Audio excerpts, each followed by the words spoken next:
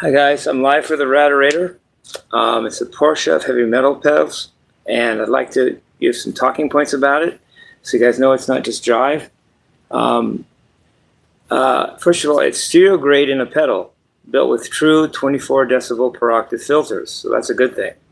There's both Butterworth and Bessel designs for the filters are used. And the knobs on the Ratterator aren't just tone knobs; they're surgical EQ tools, like as in high-end studio rack. And its phase coherent design means no smearing. Clarity stays intact across the full range from 20 hertz to 20,000 hertz. There's phase coherency there. Includes a post-compressor stage that adds record quality polish at your fingertips. So it's a post-compressor stage, not the regular compressor thing you get when you buy a compressor, quote unquote, at most music stores, or any music store for that matter.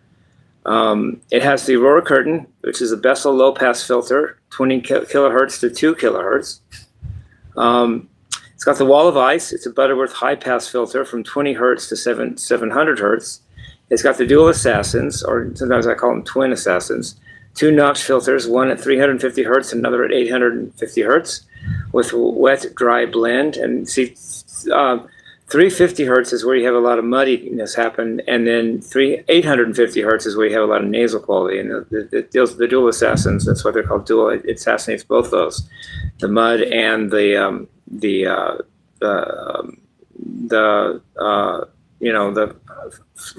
frequency noise, hissing, that kind of thing.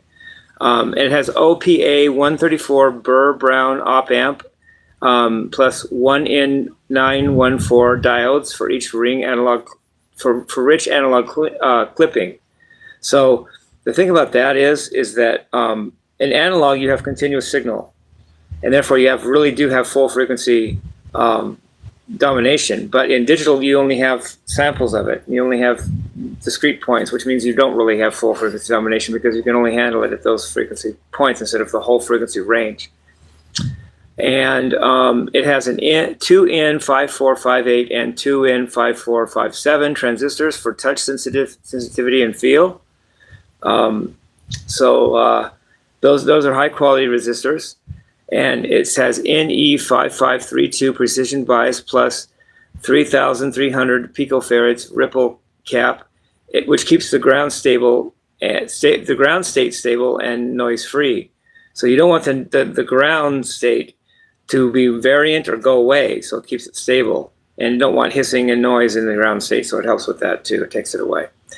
Also, it has all coupling caps are carefully chosen for phase alignment and clarity after clipping. So he chooses the capacitors very carefully, and it's to include phase alignment and clarity after the clipping that happens in signal processing. And also, it is handcrafted quality. It's not just assembly line in China quality. It's made by hand, and it's analog, and it's studio grade quality. There's over 1 year of design and iteration went into the development of the Ratterator, that a year plus, over a year. It has custom PCBs hand soldered in the U.S. PCB boards. That's the boards that make up part of electronics. They're hand soldered, not machine soldered, and they're done in the U.S., not in some other country. It has solid metal enclosure with high-grade epoxy finish. So the metal enclosure that you get with the Ratterator is solid, good. If you drop it, I'm sure you're going to be okay. It's very, very tough, and the epoxy finish is high grade, which makes it look beautiful, and it also is durable. Fully buffered volume control, no tone loss on long cable runs. So when you turn up loud, it doesn't change the tone on you. Sometimes if you turn the tone up really loud, all of a sudden you get squeaky tone. No, it's just volume alone. It leaves tone alone. Okay, that's not a rhyme because I use the same word. It's built to last, engineered for players who want art and engineering. You want the pedal to be cosmetically beautiful, but also sonically beautiful. Like, or at least have you create a beautiful sound with it. Now it has analog and infinite resolution. That's like I said. You can't get infinite resolution from digital because digital is only zeros and ones, which implies discreteness, which implies there's gaps in between the samples or the impulses that where you're just blind. You can't do anything about it. You're only handling samples of it. But analog, you handle the whole line, infinitely small, infinitely long. You can reach any point along the line because it's not just spikes. It's the continuous function in sound. And not only that, if you use digital, everybody starts to sound the same because everyone's doing it. Everyone's going to do what you're doing, and you're doing what everybody else is doing. So everyone's going to sound the same, not with this pedal.